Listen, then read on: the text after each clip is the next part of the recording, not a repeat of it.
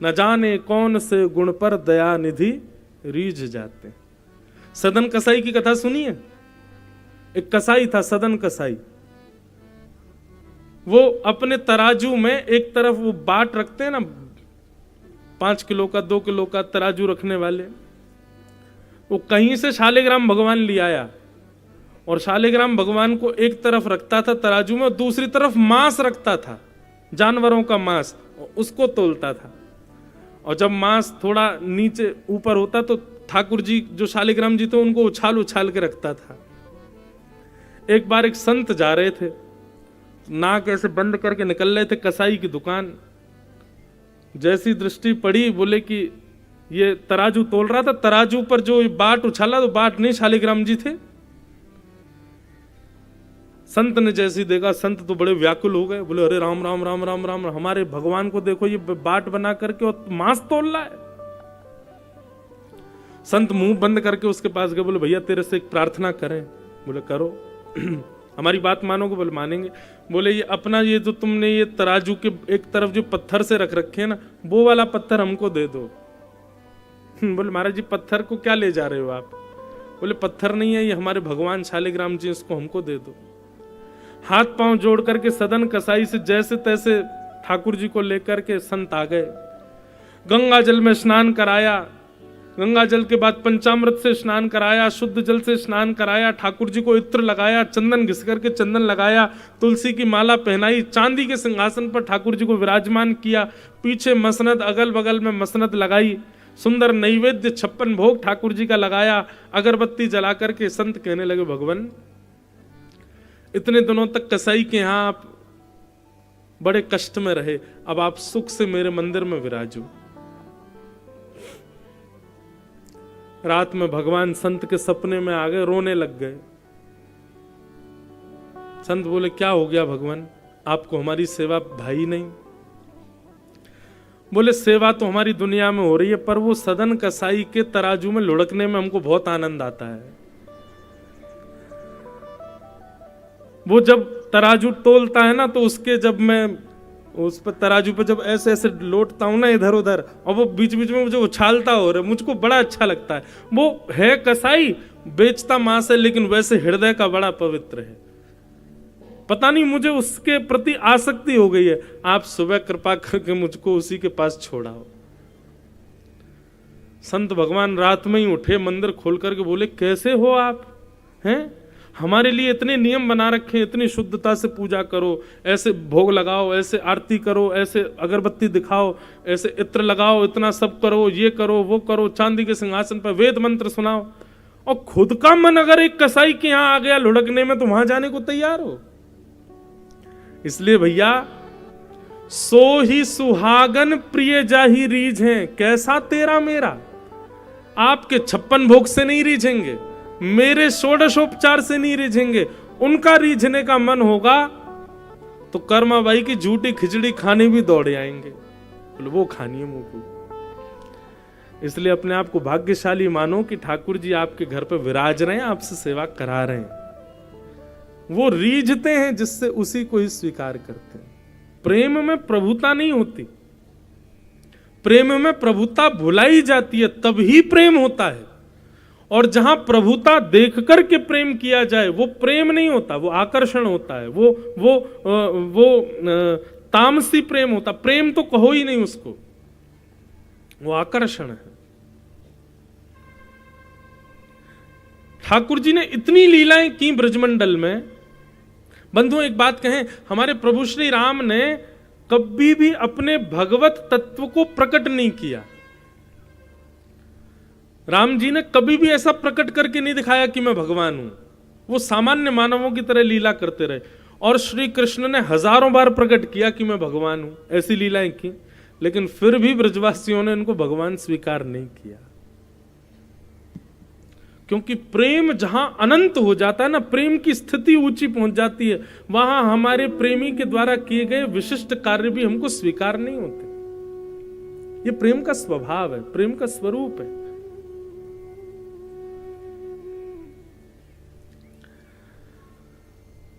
यशोदा मैया तो हृदय से लगा करके लाला को ले गई भीतर।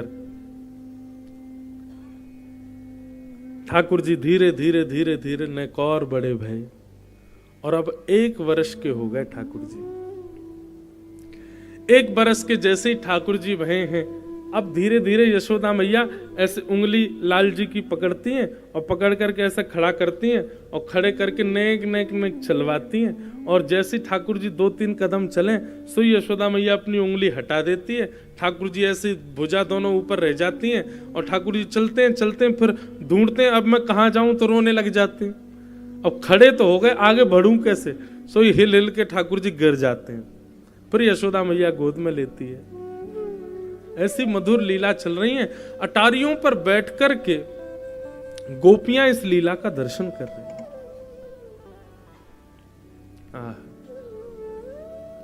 मधुर गोपाल जी के 2 दतुइयां निकल आई हैं, 2 दांत निकल आए ठाकुर जी के। मधुर लीला ठाकुर जी कर रहे हैं। तभी वहां पर श्री गर्गाचार्य जी महाराज का आगमन हुआ। गर्गाचार्य जी से जाकर के नंद बाबा ने प्रार्थना करी, आप हमारे बालकन को नामकरण संस्कार करो। और श्री गर्गाचार्य जी महाराज ठाकुर जी का नामकरण संस्कार करने आए। एक दिन पहले भगवान ने ऐसी लीला की कि उस लीला के माध्यम से गर्गाचार्य जी को बता दिया कि मैं परब्रह्म हूं, लेकिन ये बात आप यशोदा मैया से जाकर के मत कहना। दूसरे दिन ठाकुर जी का नामकरण संस्कार हुआ तो सबसे पहले तो बलभद्र जी का नाम रखा। अयम ही रोहिणी पुत्रो रमयन श्रुहिदो गुणैः आख्यास्यते रामेति बलाधिक्यात् बलं विदुः। मैया, इस बालक का नाम मैं राम रखता हूं, लेकिन बल की अधिकता होने की वजह से विश्व इसको बलराम कह करके बुलाएगा। बोलो बलराम जी महाराज की।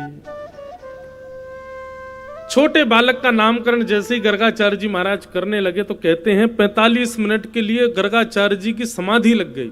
क्यों? बोले श्री गर्गाचार्य जी की जीव दुल्लर तिल्लर होने लगी, क्योंकि हिंदी वर्णमाला के जितने अक्षर हैं वो सारे अक्षर गर्गाचार्य जी की जीभ पर प्रकट हो गए। और प्रकट होकर के श्री गर्गाचार्य जी से प्रार्थना करने लगे, हे श्री गर्गाचार्य जी, ठाकुर जी का नाम हमसे प्रारंभ हो ऐसा रखो, ठाकुर जी की सेवा में हमको पहुंचा दो। सारे अक्षर आपस में लड़ने लगे।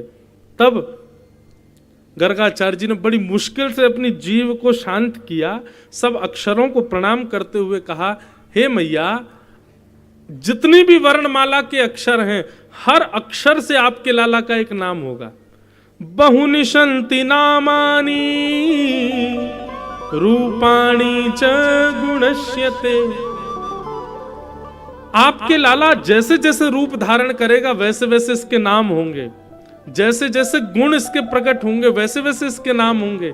अनंत नाम आपके इस लाला के होंगे। 1-2 नाम से इस लाला का कोई कार्य नहीं, इसके तो असंख्य नाम होंगे, सहस्त्र नाम होंगे। यशोदा मैया बोली, बाबा ऐसा मत करो, 1000 नाम धर दोगे, मैं लाला को कैसे बुलाऊंगी? ऐसा कोई नाम बताए तो जैसे मैं अपने लाला को बुलाए करूं। तब गर्गाचार्य जी महाराज बोले मैया, आसन वर्णास्त्रयो यास्य गुह्यतानुयुगम तनु शुक्ले रक्तस्तथा पीता इदानीं कृष्णतां गतः। मैया, आपका ये बालक किसी जन्म में श्वेत वर्ण का हुआ था, किसी जन्म में रक्त वर्ण का हुआ था, किसी वर्ण में पीत वर्ण का हुआ था किसी जन्म में। इस बार ये श्याम वर्ण का हुआ है, इसलिए इसका नाम मैं कृष्ण रखता हूं। बोलो बाल कृष्ण लाल की। आहा, ठाकुर जी का नाम कृष्ण रखा गया। कृष्ण का अर्थ क्या होता है बंधुओं? कृष्ण वर्ण को बोलते हैं। वर्ण मतलब कॉम्प्लेक्शन। वर्ण मतलब जैसे किसी का वर्ण गोरा होता है, किसी का सांवला होता है, किसी का काला होता है। ऐसे ठाकुर जी का वर्ण कौन सा? बोले कृष्ण वर्ण है। ठाकुर जी काले नहीं है। कृष्ण वर्ण अद्भुत होता, अलग होता है। वो कभी तो नीला दिखेगा, कभी श्याम दिखेगा, कभी अन्य भाव से दिखेगा। वो एक कोई स्थिरता नहीं है उस वर्ण की। केसर तिलकम कृष्ण वर्णम, केसर तिलकम कृष्ण वर्णम, राधारमण हरे हरे, राधारमण हरे हरे, ब्रज जन प्रियतम बाल मुकुंदम, राधारमणम हरे हरे, राधारमणम हरे हरे। ठाकुर जी का वर्ण कैसा है? एक बार एक संत वृंदावन में कह रहे थे कि भैया दुनिया में जितने रंग हैं, नीला, हरा, गुलाबी, बैंगना, काला, जो आपको मिल जाए, सारे रंगों को एक एक अनुपात में इकट्ठा करके सबको मिला देना। कोई रंग रह ना जाए दुनिया का। जितने रंग हैं संसार में, प्रकृति में, सब रंगों को मिला करके जब सबका घोल करोगे तब जो वर्ण निकलेगा वही है कृष्ण वर्ण, वही है कृष्ण रंग। ठाकुर जी का ऐसा वर्ण है। ठाकुर जी वर्ण कृष्ण है लेकिन कांति भी कृष्ण है। कांति कृष्ण कैसी? बोले ठाकुर जी सबका आकर्षण करते हैं। कोई नेत्रों से नहीं देखेगा तो ठाकुर जी स्वर से आकर्षित कर लेंगे। कोई स्वर से आकर्षित नहीं होगा तो देख करके आकर्षित हो जाएगा। कोई स्वर से भी आकर्षित नहीं हुआ, देख करके भी आकर्षित नहीं हुआ, तो ठाकुर जी ने जिस प्रसाद को पा लिया उस प्रसाद का भोग यदि पालेगा उससे आकर्षित हो जाएगा। ठाकुर जी पंच रसों से भीतर प्रवेश करते हैं। या तो नेत्रों से प्रवेश करेंगे, या कान से प्रवेश करेंगे, नासिका से सुगंधी से प्रवेश कर जाएंगे, जीभ से प्रसाद के रूप में प्रवेश कर जाएंगे, त्वचा से स्पर्श के रूप में प्रवेश। ठाकुर जी को आप कहीं से भी बच नहीं पाओगे, हर जगह से ठाकुर जी प्रवेश कर जाएंगे। कर्षतीत कृष्ण, वृंदावन जाने वाला व्यक्ति, उसके पंच इंद्रियों से कृष्ण उसके भीतर जाते हैं। नेत्रों से भी जाएंगे, कानों से भी जाएंगे, नासिका से भी जाएंगे, जीभ से भी जाएंगे और स्पर्श से भी जाएंगे। हर रूप में कृष्ण आकर्षित करते हैं, उसी को कृष्ण कहते हैं। ऐसे ठाकुर जी का नाम अब कृष्ण रख दिया गया। अब भगवान तुतला के थोड़ा बोलते भी हैं, कभी मैया बोलते हैं, कभी भैया बोलते हैं, कभी बाबा बोलते हैं। अब तो जो भी ब्रजवासी आता है सब ठाकुर जी को गोद में उठा करके अपना नाम बुलवाते हैं। ठाकुर जी सबको अपना नाम सुनाते हैं। अच्छा, एक नया भाव और सीखा ठाकुर जी ने। सब गोपियां चारों तरफ बैठी, मैया बोली देखो लाला को सब पता है। गोपी बोली कहाँ पता? अच्छा लाला बता तेरी आंख कहाँ है? सो ठाकुर जी ऐसे ऐसे आंख करते हैं अपनी। बोले लाला तेरी नाक कहाँ है? सो ठाकुर जी अपनी नाक पकड़ लेते हैं। लाला तेरी जीभ कहाँ है? सो ठाकुर जी अपनी जीभ पकड़ लेते हैं। इस प्रकार ठाकुर जी अपने अंगों का वर्णन आता है, ठाकुर जी अपने अंग बताते हैं। सो एक गोपी ने ठाकुर जी पकड़ लिए और फिर ठाकुर जी को एकांत में बैठा के बोले लाला तेरी आंख कहाँ है? सो ठाकुर जी ऐसे करें। बोले अच्छा नाक कहाँ है? ठाकुर जी ऐसे करें। तेरी जीभ कहाँ है? सो ठाकुर जी अपनी जीभ निकाल लें। अच्छा लाला के कान कहाँ है? सो ठाकुर जी यूं ही बैठ गए, कान नहीं पकड़े। बोले हम क्यों पकड़े? हमने कभी गलती ना करी। लाला तेरे कान कहाँ है? सो ठाकुर जी ऐसे देखने लगे उसको। अरे यशोदा मैया लाला तो कुछ जाने ही ना है, बता ही ना रो कान कहाँ है। सो ठाकुर जी खड़े भये और गोपी के कान पकड़ लिए। बोले जे रे कान मैं अपने क्यों पकड़ूं? बचपन से बाल से ठाकुर जी की ऐसी लीला, सब मोहित हो जाते हैं। मैया ने आज लाकर के लाला को सुंदर सुंदर पायल चरणन में पहनाई है और उन पायलन से छुम छुम करते हुए ठाकुर जी पूरे आंगन में घूम रहे हैं, सबके मन को लुभा रहे हैं। और जैसे ही ठाकुर जी 3 वर्ष के भये, अब चलवे भी लगे हैं, बोलवे भी लगे, उछलवे लगे, कूदवे लगे। 5-6 दांत निकले आए हैं ठाकुर जी के। अब तो ऐसी कटकनी जीव है, ठाकुर जी की चुप्पी नहीं होते। यशोदा मैया हाथ पांव जोड़े, लाला ने शांत है जा, नहीं बोलते ही रहते हैं। इतनो उधम मचामे, इतनो उधम मचामे जिसकी कोई सीमा नहीं। श्रृंग्यग्निड्यम शशि जलद्विज कंटकेभ्य, गैयाओं के सींगों से लटक जाते हैं। ये कोई खेल है बताओ? गायों के सींगों से कौन लटकता है? बेटी भाई गैयाओं के सींगों पे बैठ जाते हैं और फिर गैया को ऐसे ऐसे हिलाते हैं, गैया उठ जाती है, फिर उसके सींग पे घूमते हैं।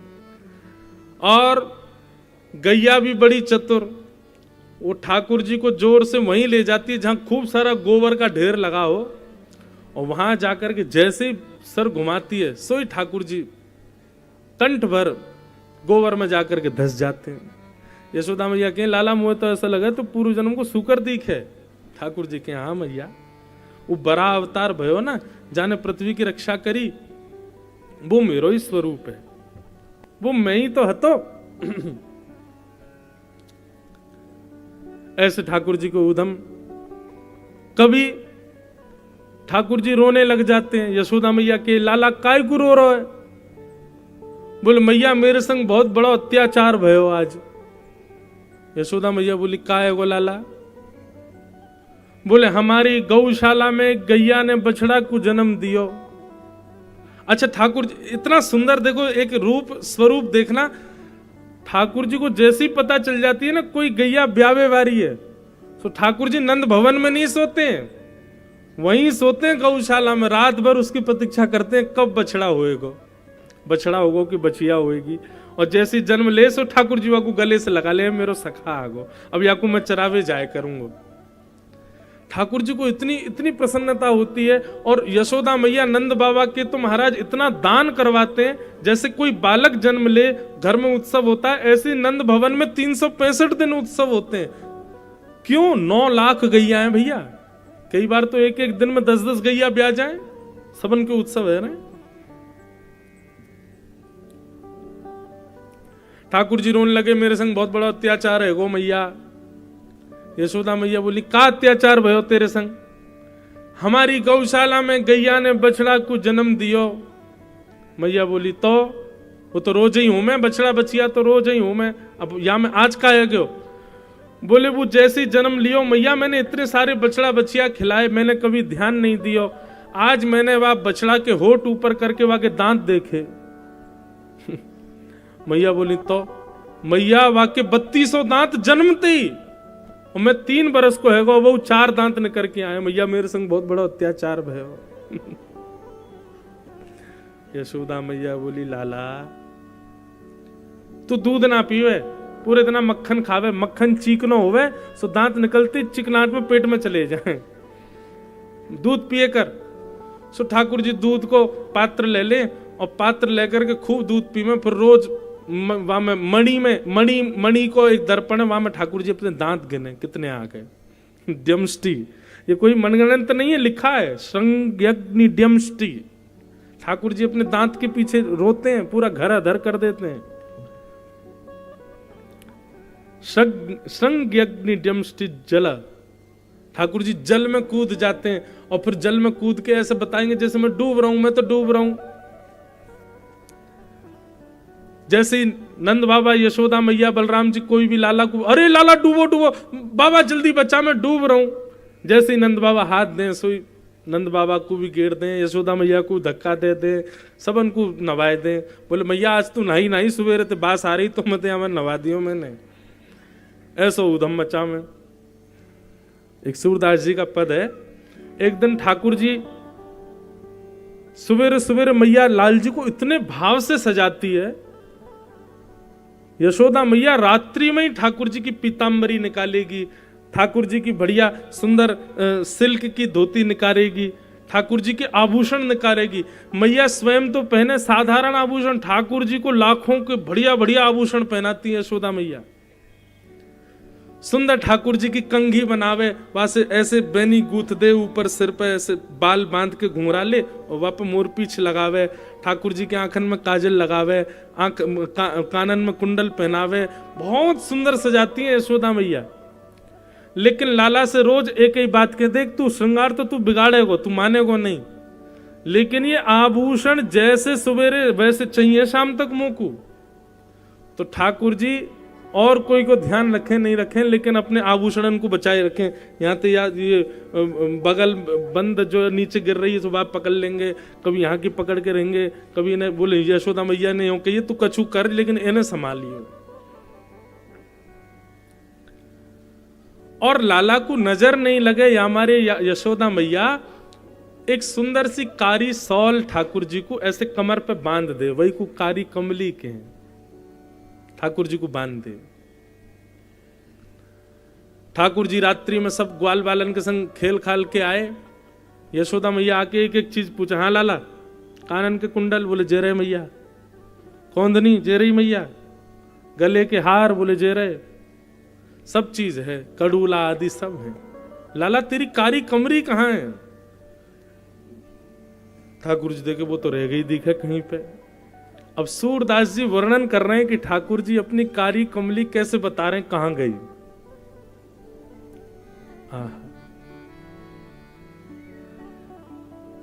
कामर कौन लई हूं मैया मोरी, कामर कौन लई हूं सो मैया मोरी।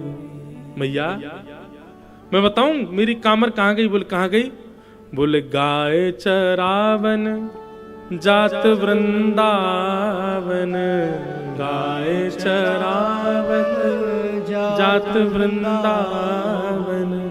मैया मैं गैया चरावे जाऊं ना, छोटे छोटे बछड़ियां ने लेके जाऊं तो? बोले खिरक में भाज गई सो मैया मोरी। ये गैया जहां पर है मैं ना, वो कारी कमरी उतर के वहीं भाज गई है, वो गैया इनके बीच में चली गई है। अच्छा तेरी कमरिया के पाम है? बोले हाँ मैया बहुत सारे पाम है वाके, निकल के भाग गई मेरी कमर में थे। सही सही बता लाला कहां है तेरी कमरिया? एक कहे तेरी कारी कमरिया, एक कहे तेरी कारी कमरिया, जमुना में जात बही सो ओ मैया मोरी। मैया ये मेरे भावना है, ये मुंह को सखान ने बताई। एक बोलो कि लाला तेरी कमरिया मोए लगा, खिरक में भाज गई दिखे। हमने खिरक में जाए करके ढूंढी मैया, मां तो मिली नहीं।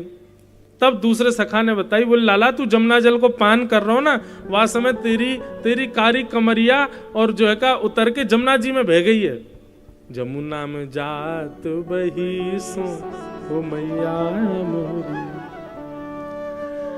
एक कहे तेरी कारी कमरिया, एक कहे तेरी कारी कमरिया। मैया पहले तो खिरक में नहीं मिली, फिर बाकी बात जमुना जी में नहीं मिली। सो एक सखा ने कहा बताई, बोले कहा बताई?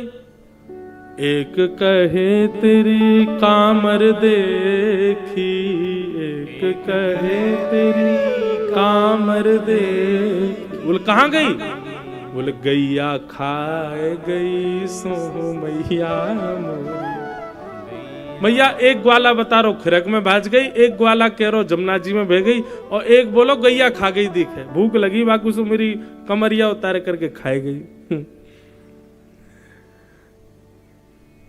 यशोदा मैया बोली अच्छा। सब बातन को सुनकर के यशोदा मैया बोली लाला तेरी कामर भीतर ही धरी है, और बोल लो खिरक में भाज गई गैया खा गई, मां रखी तो है, वो मधुमंगल ने लाई करके दही मोकू। बता कहां छोड़ के आयो तू? बोले मैया सांची बताऊं तू मानेगी मेरी बात? बोले मानूंगा। बोले एक गोपी ने मेरी कामर धल ली, और जब मैं गैया चरा के लौट के आ रहा हूं, वह गोपी ने मुंह को पकड़ लियो, और पकड़ करके बोली लाला तेरी कामर खो गई, अब तो यशोदा मैया डांटेगी। सो मैंने वहां से कही तो को पता हो मेरी कमरिया कहां? बोले हाँ मेरे पास धरी है। तो वहां ने मैया मुंह को दियो नहीं, क्यों? मुझे कहा कह रही? बोले एक कहीं नाच मेरे आगे, एक कहीं नाच मेरे आगे। गोपी ने मेरी कमरिया रख ली और मोते बोली तू मेरे आगे नाच लाला, जब नाचेगो तब तेरी कमरिया वापस लौटाऊंगी। कामर दे हूँ नई सो मैया मोरी, कामर दे हूँ नई सो मैया। सूरदास प्रभु यशोमत आगे, सूरदास प्रभु यशोमत आगे। असुवन धार बही हूँ सुमैया मोरी, असुवन धार बही सुमैया। ठाकुर जी खूब रोए, बोले मैया सब सतामे मुकू, कभी ग्वाला पकड़ लें कभी गोपी पकड़ लें, मैया कहाँ जाऊं बता, अब मेरी कामर धल्ले। गोपी बोली पहले नाच के दिखा तब दूंगी। बाकी आगे नाचना पड़ा मैया, तभी माने ये गोपी ये कामर ला करके मधुमंगल को दई, मधुमंगल ने तो को दई। सूरदास प्रभु यशोदा के आगे असवन धार वही। ठाकुर जी रोने लगे। ऐसी ठाकुर जी की मधुर लीला पूरे ब्रजमंडल में चल रही है।